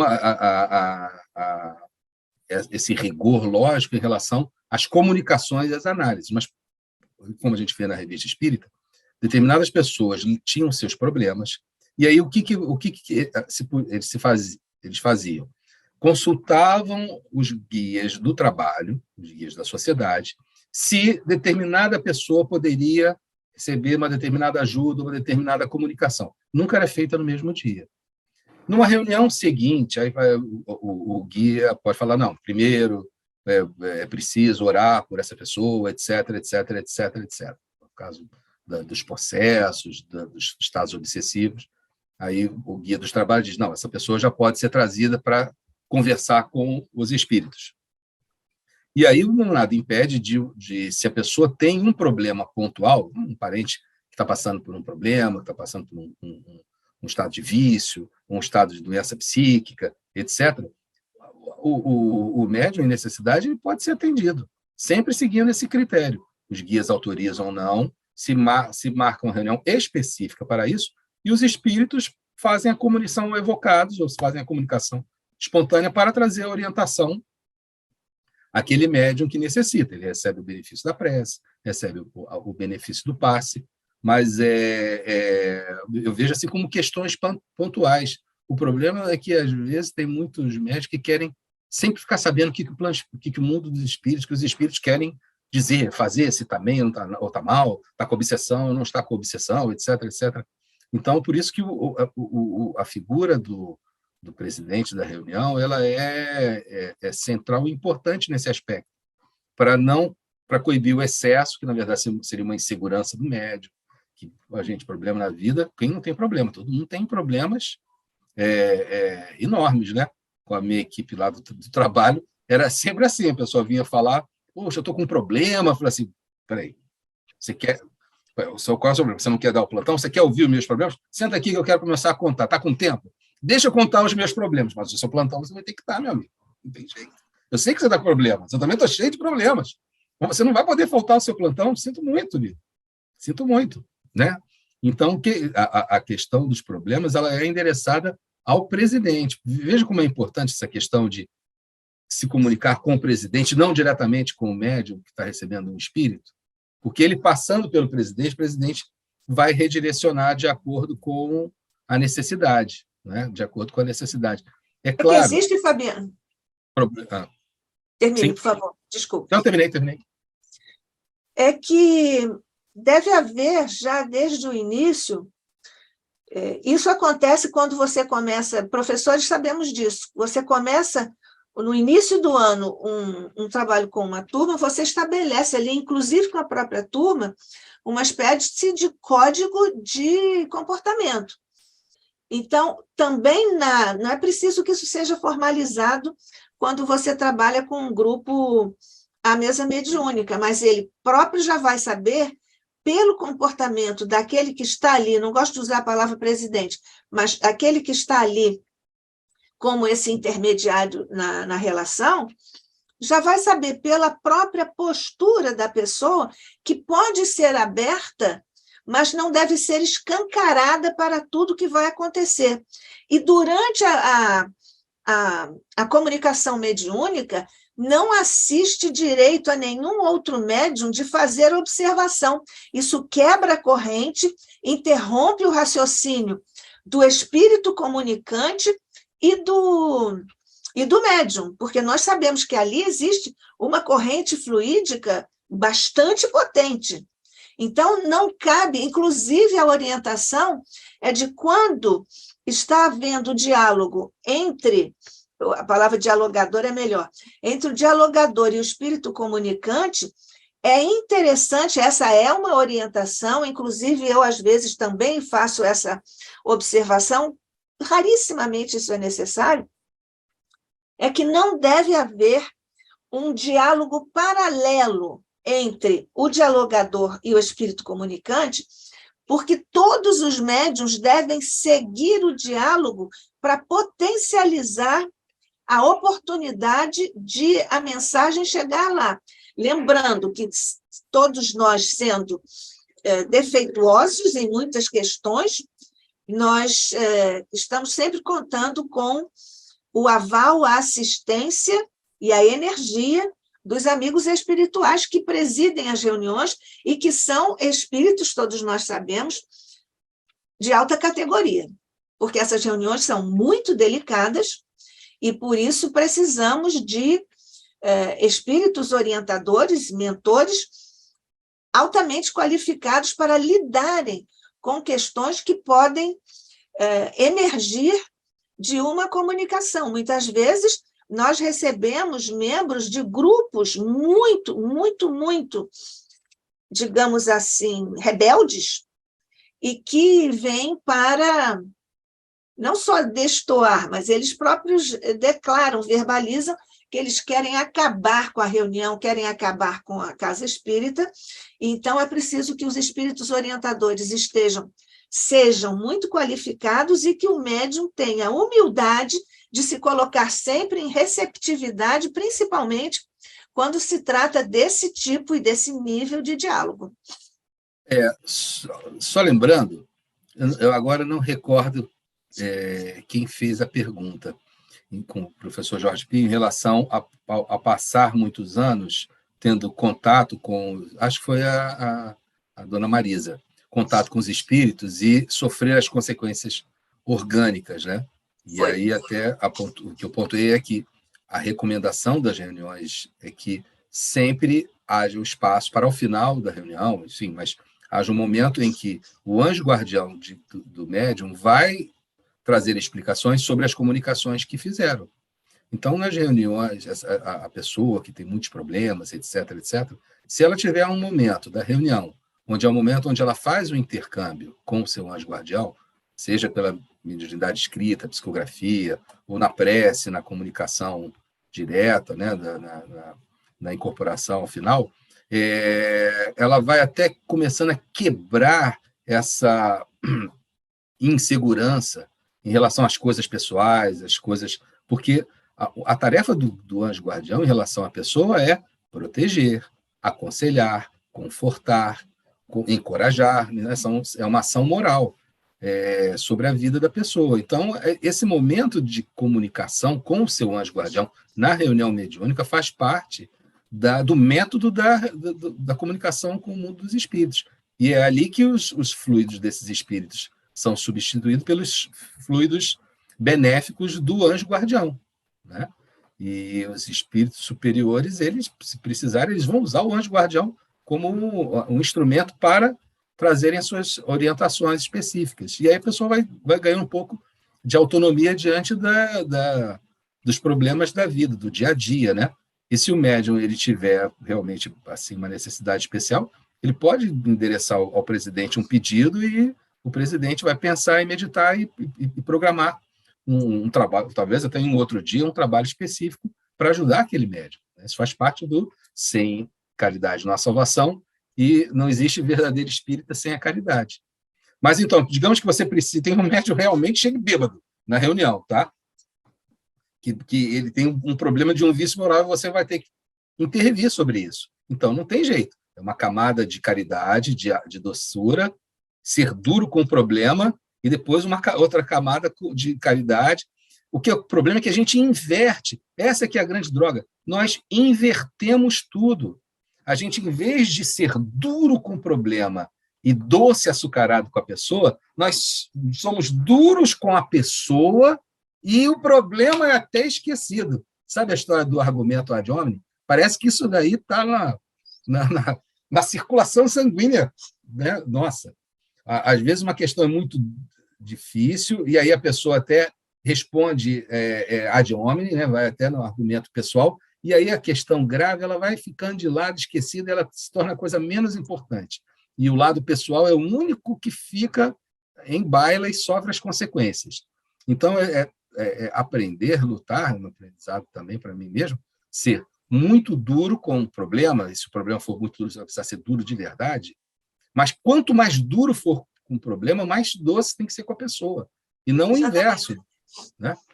Doce com o problema, esquece o problema, e esquece a bola e vai nas pernas do jogador. Não, você tem que ser duro na jogada, vai ser duro na bola, bate na bola, e deixa o jogador sem se machucar. Né? A gente inverte. A gente vai lá na canela do jogador e a bola vai embora. Tá? Então, vamos seguir? A sociedade poderá se julgar útil consagrar sessões especiais destinadas à instrução de pessoas noviças ao espiritismo, seja através de explicações verbais, pela leitura regular e seguida de uma sequência de obras. Somente serão admitidas pessoas animadas de um desejo sério de se instruírem que, com esta finalidade, deverão fazer sua inscrição. Essas sessões ainda serão, mais do que as outras, serão abertas aos primeiros que... não serão abertas aos primeiros que chegam, nem a desconhecidos, são casos especiais. Né? Toda publicação concernente ao espiritismo editada pela sociedade será revista com o maior cuidado, no sentido de eliminar delas tudo quanto seja inútil ou possa produzir um mau resultado. Então, tem lá a comunicação, partes dela serão eliminadas e outras serão mantidas. Falam, mas isso daí é adulterar o que os espíritos disseram. Não. Isso não é, isso aí é fazer a ciência espírita. Os membros se comprometerão a nada publicar sobre matéria doutrinária antes de terem merecido sua aquiescência. A sociedade convida os médiuns que quiserem prestar-lhe o concurso a não se melindrarem com as observações e críticas que, eventualmente, forem levantadas em torno das comunicações por eles obtidas. Ela prefere passar sem aqueles que creem na infalibilidade e na identidade absoluta dos espíritos que, por eles, se manifestam. Então, vejam, a pessoa assume o compromisso que não vai se ofender, não vai se melindrar com as críticas e observações, que não serão pessoais, serão em nome de um bem maior. E o Allan Kardec diz muito claro, olha, é melhor para o grupo ficar sem aquelas pessoas que creem isso aqui. Isso é um dos grandes erros onde a gente cai muito. A infabilidade dos espíritos que se comunicam por nós. A gente acha que eles são santos, deuses, semideuses. São infalíveis. Eles não são infalíveis. Mas são superiores? Sim, mas não são infalíveis. É assim que nós olhamos os espíritos. Lá na Revista Espírita tem vários casos. Allan Kardec fala, olha, de Lázaro recebia as melhores comunicações. Lázaro era um amigo pessoal de Allan Kardec, era um espírito, não era amigo no sentido, era quase um colega de trabalho. E ele diz, nessas proposições, Lázaro está errado. Lamennais, a gente já até viu na Revista Espírita, Lamennais, Allan Kardec fala, o jeito melancólico, sombrio e místico do homem está influenciando nas comunicações dele. E a gente não pode endossar esses aspectos. Aí o Espírito Lamennais fala, então, vou melhorar, deixa comigo que as próximas serão melhores. Né? E assim o espírito não se sente ele não está melindrado. E não fica melindrado pela observação de Allan Kardec. Então, ele prefere ficar sem a pessoa que crê na infabilidade dos espíritos que se comunicam e na identidade absoluta dos espíritos que se manifestam. Vejam, se Allan Kardec deixou passar um falso São Luís, nós, o festival de identidades erradas é total. E isso não é problema, porque isso faz parte da ciência espírita. E é para isso que ele coloca essas questões. Vai ser analisado, vai ser criticado, vai ser pensado, vai ser guardado em outra oportunidade, vai ser relido. Né? Aí ele entra aqui numa parte, aí sim, o Código Civil. Né? A despesa da sociedade vai ser coberta por cotização, ou seja, eles vão arrumar o dinheiro para a sociedade funcionar, tem que dar de graça o que de graça se receber. A sociedade, isso aqui é interessante, tá? Estamos acabando já, acho que 18 é o último. Olha só que interessante. A sociedade poderá manter uma caixa de beneficência ou de socorro, valendo-se de cotização ou de subscrições recolhidas de quem quer que deseje dela participar, ou seja ou não membro inscrito. O emprego dos fundos dessa caixa será controlado pelo comitê que dele prestará contas à sociedade. É isso mesmo que está escrito, ninguém está lendo errado, não. Os grupos estavam fazendo, Allan Kardec propunha a esses grupos, uma caixa de benefício, de assistência, de socorro. Por quê? Sabe o que acontecia naquela época? Os médiuns, quem participava da Sociedade Parisiense dos Espíritas, quem participava das reuniões, era fortemente perseguido pela igreja, perseguido pelos seus familiares. A preocupação de Allan Kardec era com alguns médiuns idosos que ficavam ao abandono, porque a família abandonava aquelas pessoas. Olha só que experiência interessante, né? Então, vejam, a gente vai ver no Evangelho segundo o Espiritismo, no capítulo Honrai o vosso pai e vossa mãe, Allan Kardec fala que é responsabilidade dos filhos cuidarem dos pais, quando faltarem as forças aos pais. Naquela época não existia NPS, não tinha aposentadoria, não tinha plano de previdência, nem do governo, nem privada. Os pais trabalhavam para sustentar os filhos, cuidar dos filhos, e qual era a previdência privada? Qual era a aposentadoria desses idosos? Eram terrenos? Não, eles não tinham condições de fazer isso. A maioria não tinha acesso a essas coisas modernas de previdência, de juntar dinheiro para um dia quando não conseguia mais trabalhar. Não existia isso. Então, o dever dos filhos era cuidar dos pais na velhice, quando faltassem as forças. Honrai o vosso pai e vossa mãe. Allan Kardec faz um texto muito significativo nesse aspecto, porque os filhos não... É um dever de caridade não faltar com assistência aos pais durante a velhice, assistência material. E esses membros idosos, né, tanto que no final da vida, Allan Kardec queria construir umas casinhas, né, uma vila para espíritas, idosos, antigos médios. Médios, mas por que os médios vão ter uma casinha para sobreviver? Porque a família os abandonava, eles eram abandonados, mas ficaram firmes ali da causa, né? Se mantiveram firmes à causa. Mas ele tinha esse sentimento de socorro e assistência a esses idosos que eram abandonados pelas suas famílias. Então, esse item 17 tinha esse objetivo, esse destino. 18 e último, tá? 18. Todo e qualquer membro que se revelar uma causa constante de perturbação e tender a semear desunião entre os membros da sociedade, bem como aquele que notoriamente desmerecê-la e cuja conduta ou reputação puder prejudicar a consideração que a sociedade deve gozar, poderá ser oficiosamente convidado a pedir sua demissão.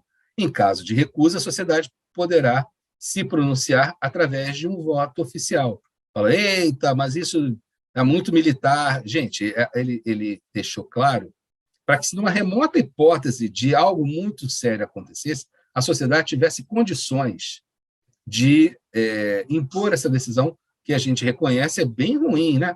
Vamos voltar aqui à questão dos fundos, porque o Carlos colocou aqui uma observação no chat sobre o uso dos recursos, quando você estava falando no item 17, né? Porque, inclusive, nós aqui temos, nós e todas, atualmente, todas as instituições que têm monetização através do YouTube, estão diante dessas questões. O Carlos, então, pergunta como seria, então, feita uma espécie de adaptação para as colaborações através das monetizações das transmissões das casas espíritas. Não, mas o que Allan Kardec está se referindo é uma caixa beneficente mesmo. Sim, Tipo essas caixas beneficentes que existem, que é para socorrer alguém em necessidade. Mas no 16 também não há uma questão a esse respeito? Sim, das despesas? Isso, pois é.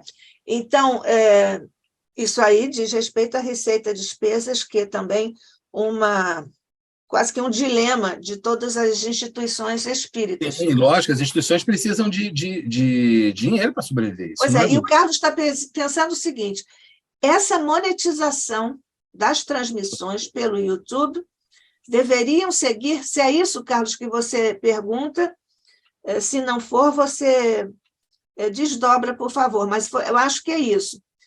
Se o direcionamento da monetização com as transmissões deve seguir o que o Kardec está aqui dispondo. Vamos lá. O que ele está propondo é as despesas não vão ser dadas por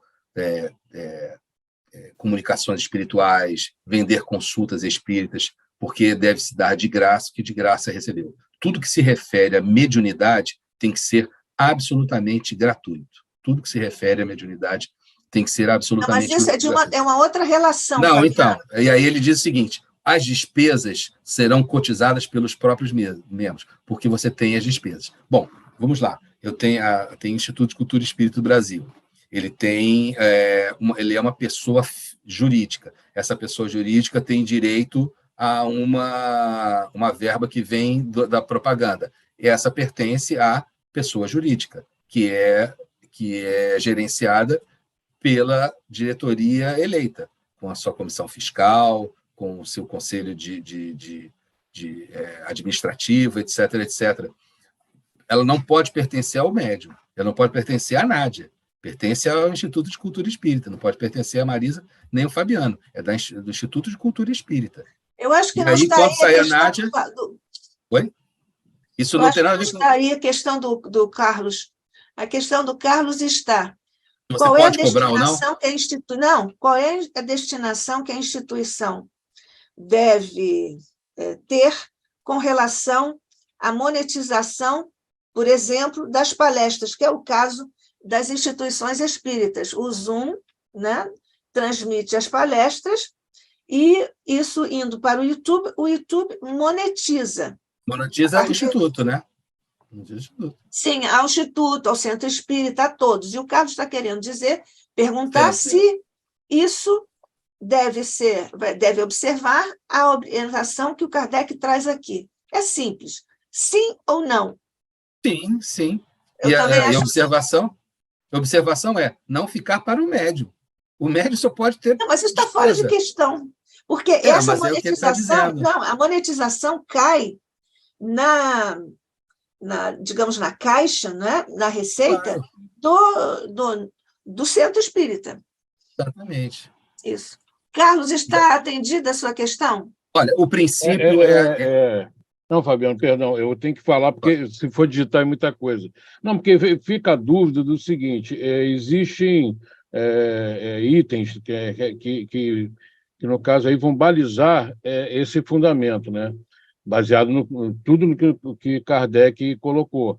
É porque tem casas que não monetizam e precisam, às vezes, pelo menos pensamento meu, as casas, existe uma tendência muito grande das casas ajudarem a sua comunidade, né? Ajudarem as pessoas que lá vão às palestras, participam dos estudos, participam de alguns projetos internos das casas para viabilizar, às vezes, uma cesta básica, uma ajuda de uma forma ou outra. E existem casas que não fazem isso. Então, quer dizer, a minha pergunta é porque ela é bem ramificada também, né? A questão o certo seria, quer dizer, as casas se basearem mais fortemente nessas indicações do Kardec, entendeu? Porque as casas não ajudam, às vezes, essa periferia de pessoas, né? E podendo monetizar e angariar recursos e ajudariam a casa e ajudariam as pessoas em torno, entendeu? O que eu entendo é o seguinte: qual é o princípio? Esse regulamento, como eu falei no começo, eles são assim princípios morais, que são de importância, mais importante às vezes que a questão da adaptação ao novo Código Civil. Então, qual é o princípio moral que Allan Kardec está estabelecendo ali? Os membros da reunião, os sócios ou os médios, eles não podem receber remuneração, nem direta nem indireta, nem direta nem indireta, porque você tem que dar de graça o que você de graça recebeu. Toda forma de benefício ela tem que ficar para as despesas da sociedade, para as despesas. Então, se a sociedade decidiu, não, nós vamos pegar uma parte, vai para a bolsa que a gente dá, a outra parte vai ser para pagar aqui os impostos, o IPTU, botar ar-condicionado, ou a cozinha, enfim. O que não pode direta ou indiretamente, os membros daquela sociedade se beneficiarem financeiramente. Isso não pode acontecer. Entendeu? Ele tem que ser. Esse é o princípio que norteia. Como vai ser feito? Vai ser a prioridade do instituto, da instituição. O Instituto de Cultura Espírita, por exemplo, ele não diretamente, ele não tem a proposta de fazer a assistência e a promoção social. Então, ele não vai fazer assistência à promoção social. Ele se propõe a divulgar livros, divulgar obras, divulgar estudos. Ele vai direcionar os recursos financeiros parcos, escassos, a gente sabe disso, para... Aproveitando, quem quiser, por favor, mesmo que não queira, por favor, venha colaborar. Para a sua atividade fim, que é difusão espírita, difusão e divulgação. Outras têm mais um cunho também assistencial. Por exemplo, a Congregação Espírita Francisco de Paula, ela tem um lar de idosos, um abrigo de idosos. Então, ela tem um trabalho social que demanda uma despesa gigantesca. O que não pode é um médium vai falar assim, olha, eu dei meus direitos autorais todos para a instituição. Mas deixa eu te perguntar, você participa da editora que faz o livro? Eu sou sócio da editora que faz o livro. Você está ganhando, você está se beneficiando. Indiretamente, está se beneficiando. Não é o correto. Não é o correto. Mas não tem nada a ver o direito? Não é o correto. Você não pode receber lucro com algo que vem dos espíritos. Não pode receber lucro. Mas olha, eu preparei... Eu quero aproveitar e fazer aqui um depoimento. Todos os meus livros têm direitos totais destinados às instituições. Quem sempre custeou todo o processo de edição, de editoração, fui eu, em todos os casos, exceto em 2 obras que o Lar de Frei Luís, minhas obras, o Lar de Frei Luís publicou. Porque eu sempre paguei o diagramador, o capista, a editora, a gráfica, e entreguei pronto o livro para a instituição. Eu quero fazer esse depoimento, já que nós estamos falando disso, porque jamais auferi 1 centavo sequer com a divulgação, até que eu nem faço tanta divulgação dos meus livros, e, evidentemente, foi sempre tudo para as instituições. Também vou aproveitar a oportunidade, embora não devesse, a gente deve fazer as coisas sem ostentação, mas não é apenas como a Nádia fez também, pontuando, o Carlão serve de testemunha. Durante os anos que eu colaborei com o Clube de Arte, lá com os trabalhos, com a Rádio Rio de Janeiro, todas as vezes que alguém ligou para o Clube de Arte, querendo saber telefone de consultório, etc., etc., etc., a minha resposta foi sempre uma: pede para a pessoa me mandar o livro do convênio que ela tem, qual é o convênio que ela tem, e eu vou selecionar do convênio que ela possui um colega para indicar. Ninguém foi direcionado ao meu consultório. Eu me apresento como médico intensivista, como médico que trabalha em CTI. Aí ninguém fala, não, esse médico eu não quero, jamais. Está aí a especialidade, mas essa não é a minha única especialidade. Eu tenho outras especialidades. Porque eu nunca permiti que o espiritismo, de alguma maneira, fosse um condutor de pacientes à clínica privada. Nenhum foi Existe ainda...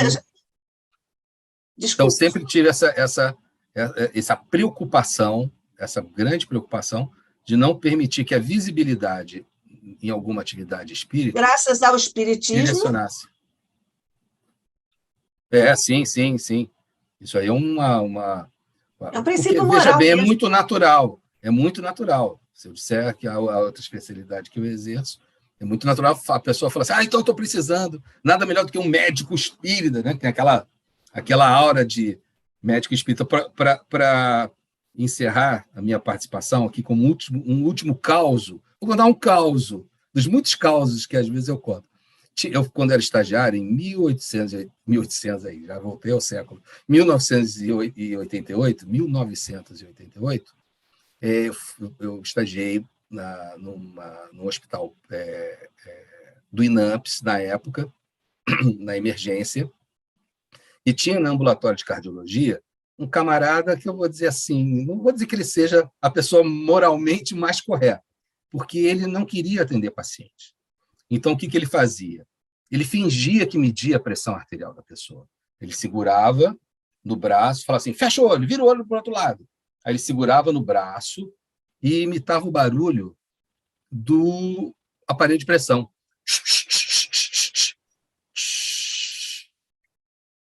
Você está treinado, tá muito boa. Oi? Você está treinado, aprendeu com ele. Aprendi com ele. E dizia, a pressão está boa, pode ir. Aí atendia muita gente. Tá? Nem lembro mais o nome dele, mas eu lembro da fisionomia. Você acha o que aconteceu com essa pessoa? Ele era muito procurado ou pouco procurado? Ele era muito procurado. Muito procurado, porque correu um boato de que ele era um médico espírita e ele dava diagnóstico mediúnico. Então, as filas para ser atendido por esse cardiologista eram 3 vezes maiores que as filas dos outros que mediam a pressão com o aparelho de verdade. Era uma fila gigantesca. E ele atendendo assim, né? A consulta deveria dar uns 15 segundos, mas não importa, era médico espírita. Tá tudo bem, pode ir para casa. E a pessoa ia para casa feliz, está ótimo. Foi atendido pelo fulano, é um médico espírita. A gente vê que ele não está muito normal na hora da consulta. Tá? Uma tremenda vigarice. E aí, gente, é assim, tá? Dá de graça que de graça recebesse. Esse daí, ele dava de graça que ele de graça não recebeu. Que ele de graça não recebeu. Que era tudo vigarice. Então, o espiritismo ele dá uma visibilidade. Se a pessoa quiser, ela vai lotar o consultório. Claro. Existem então, ainda as pessoas... resistir a essa tentação. Existem ainda as pessoas que fazem a despesa para publicar o livro, mas depois vendem os livros e guardam o dinheiro para compensar a despesa que fizeram. Vendem os livros para repor o dinheiro que usaram para publicar. Então, são muitos casos, há uma capilaridade de sutilezas que eu não vou nem trazer aqui, mas que, evidentemente, não se enquadram essas, digamos, sutilezas nas orientações do Evangelho da codificação. Mas digamos assim, uma instituição, né? Fala assim, olha, eu vou fazer uma outra tradução de uma obra que quase ninguém está mais estudando. Uma obra lá, Viagem Espírita em 1862. Desculpe, Fabiano, eu me referi à pessoa. A Sim, pessoa, sim. não a instituição, porque a instituição, Exatamente. se for do seu interesse, ela custeia, sim, com toda a honestidade, como o Frei Luís custeia os livros que edita, inclusive 2 dos meus. Então, isso é uma outra questão. O Leon Denis, ele tinha lá O Leon Denis faz a isso. Gráfica Editora, 2 máquinas, o Altivo tinha me mostrado, 2 máquinas novíssimas, belíssimas de imprimir livro. Exatamente. Então, ele mesmo, todos aqueles trabalhos da instituição, naquela época era difícil, né? A questão da impressão, saía caro. Ele fazia, eu mesmo vou fazer vou imprimir os meus livros. Traduzir as obras de Allan Kardec, a gente conversou, né, na semana passada, das excelentes tradutoras lá da Leon Denis Editora, e eu mesmo vou imprimir, mas vou vender. E tudo bem, isso é altamente válido. Sim, claro. Pronto, então é isso. A essência da orientação está posta desde sempre pelo Evangelho de Jesus e pela codificação de nosso amado Allan Kardec. Obrigada, Fabiano Pereira Nunes, por mais um encontro aqui, um encontro fraterno, uma reunião fraterna, em que nós todos aqui nos dispusemos a estudar a doutrina espírita e, muito particularmente, no encontro de hoje, o texto sempre superior de Allan Kardec, o nosso amado codificador. Obrigada, Fabiano. Nós, então, vamos encerrando o nosso encontro, agradecendo ao teu coração, Jesus querido, a bênção de aqui estarmos na condição em que estamos, a bênção das luzes do teu Evangelho e da doutrina espírita, trazida até nós pelo teu fidelíssimo seguidor Allan Kardec, guardando ainda Jesus em nossos corações e em nossas mentes, as bênçãos que agora recolhemos de tuas augustas mãos, por sobre os nossos caminhos, os nossos projetos no bem e as nossas disposições para seguir-te hoje e sempre.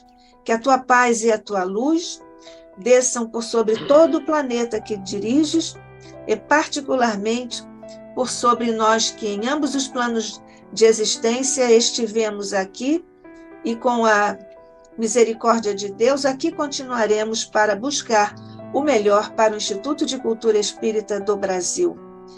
Bênçãos para os nossos queridos mentores do Instituto e para todos aqueles que vibram Jesus na tua paz e na tua luz. Que assim seja, sob a graça de nosso Pai.